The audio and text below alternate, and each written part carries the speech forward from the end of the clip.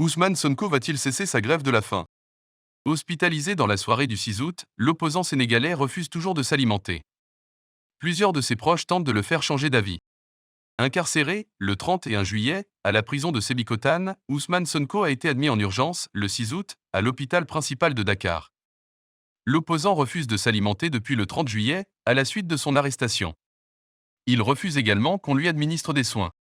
Inculpé pour 8 chefs d'accusation, dont ceux d'appel à l'insurrection et de complot contre l'État, il a été placé sous mandat de dépôt le 31 juillet, après son audition par le juge d'instruction. État préoccupant. Deux de ses avocats, Maître Ciré Clédor Ly et Maître Abdoulaye Toll, ont pu lui rendre visite, le 6 août en fin d'après-midi. Abdoulaye Toll est également membre des Patriotes africains du Sénégal pour le travail, l'éthique et la fraternité, PASTEF, le parti d'Ousmane Sonko, que le ministre de l'Intérieur a dissous le 31 juillet. Maître Toll juge préoccupant, voire grave, l'état de son client, qui, selon lui, peut à peine parler. Ousmane Sonko, qui se trouve au pavillon de la Teranga de l'hôpital principal, aurait demandé que son médecin personnel, qui lui a également rendu visite le 6 août, soit à ses côtés. Lettre ouverte.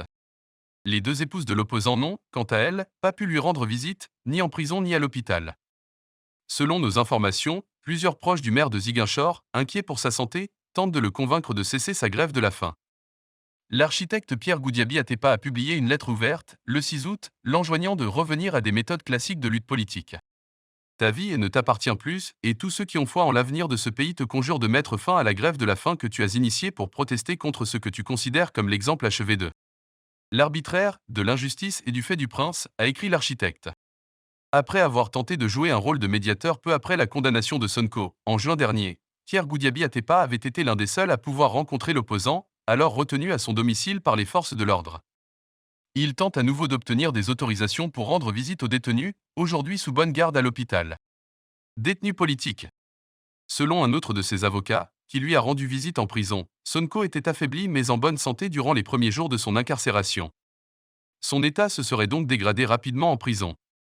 Détenu, selon nos informations, dans une cellule qu'il occupe seul, l'opposant se disait déterminé à poursuivre sa grève de la faim jusqu'à sa libération et celle des autres détenus politiques du Sénégal. D'autres personnalités incarcérées observent elles aussi une grève de la faim pour protester contre leur détention. Parmi elles, le journaliste Papa Nyang, placé en garde à vue le 29 juillet après l'arrestation d'Ousmane Sonko et incarcéré lui aussi pour appel à l'insurrection. Il a également été admis aux urgences en raison de problèmes de santé. Quant à l'avocat français de Sonko, Juan Branco, arrivé illégalement sur le territoire sénégalais et interpellé en Mauritanie alors qu'il tentait de quitter le pays, il a lui aussi entamé une grève de la faim depuis sa cellule de Rebeuss. Comme l'a annoncé l'un de ses avocats, Robin Binsart, Juan Branco a finalement été libéré sous contrôle judiciaire, le 7 août, et un ordre d'expulsion vers la France lui a été signifié.